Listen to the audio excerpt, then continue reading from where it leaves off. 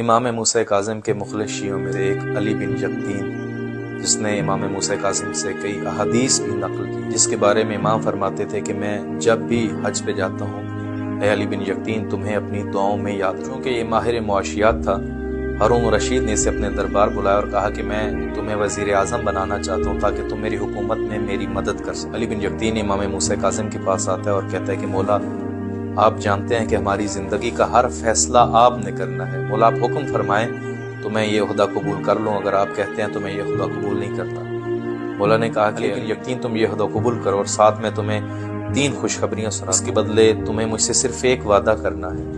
پہلی خوشخبری یہ ہے کہ تمہیں کبھی تلوار سے موت نہیں آئے گی، دوسری یہ کہ تم کبھی قید خانے میں قید نہیں رہو گے، تیسری یہ کہ فقر و تنگدستی والی زندگی تمہیں نہیں ملے گی، اس کے بدلے تمہیں مجھ سے صرف ایک وعدہ کرنا ہے۔ بتائیے مولا کیا وعدہ کرو؟ کہا کہ تم جب وزیر اعظم بن جاؤ اور یہ وزارت کا عہدہ قبول کر لو، جتنا بڑا کام ہو، جتنی بڑی مصروفیت میں تم ہو، جب بھی میرا شیعہ چل کے تمہارے پاس آئے سارے کام چھوڑ کے پہلے اس کی مدد کرو۔ امام سے وعدہ کر لیا کہ مولا میں ضرور مدد کروں گا۔ وقت گزرتا گیا، کوفہ سے ایک دفعہ صفوان جمال اپنی کوئی پریشانی لیے اس کے پاس گیا کہ میں علی بن یقطین کے پاس جاتا ہوں اور میری یہ مشکل ہے، علی بن یقطین ہی حل کر سکتا ہے۔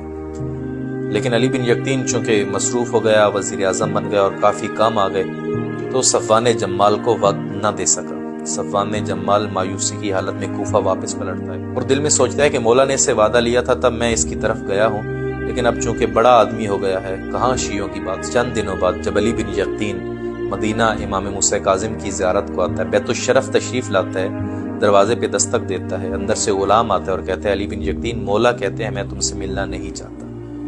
علی بن یقطین نے تعجب سے کہا کہ ابھی تو میں نے دستک دی ہے، تم آئے ہو، مجھے ابھی دیکھا ہے، امام کو جا کے بتاؤ تو صحیح کہ علی بن یقطین ملنے آیا۔ کہا کہ جب تم نے دروازے پہ دستک دی، مولا نے مجھے حکم دے کے کہا کہ علی بن یقطین کو کہنا اگر تمہارے پاس میرے شیعوں کے ملنے کا وقت نہیں ہے تو میرے پاس تم سے ملنے کا وقت بھی نہیں۔ تڑپ گیا جب یہ سنا کہ مولا مجھ سے ناراض ہے، سارے کام چھوڑا صفوان جمال کے پاس اور صفوان جمال کے پاس آ کے معافی مانگی۔ صفوان جمال نے کہا کہ تم میرے گھر چل کے آئے ہو، میری عزت کے لیے یہی کافی ہے، میں نے تمہیں معاف کیا ہے۔ کہا مجھے ایسے ہی معافی نہیں چاہیے۔ صفوان نے کہا پھر کیسے معاف کروں؟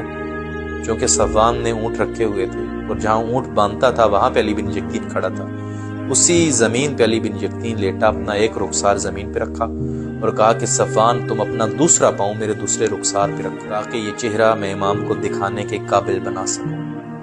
صفوان نے کہا یہ کام میرے لیے مشکل ہے، کہا تمہیں امام موسیٰ کاظم کی محبت کا واسطہ۔ صفوان نے اپنا پاؤں اس کے چہرے پہ رکھا، یہ کوفہ سے پھر مدینہ آیا، اب دروازے پہ دستک دی، پہلے غلام نے دروازہ کھولا تھا، اب خود امام نے دروازہ کھولا۔ علی بن یقطین کو امام کاظم نے گلے لگا، نے کہا تم نے میرے شیعہ کی اتنی مدد کی ہے، میں امام وقت تمہیں ایک اور خوشخبری سناتا ہوں، تمہاری جنت کا ضامن میں خود امام موسیٰ کاظم۔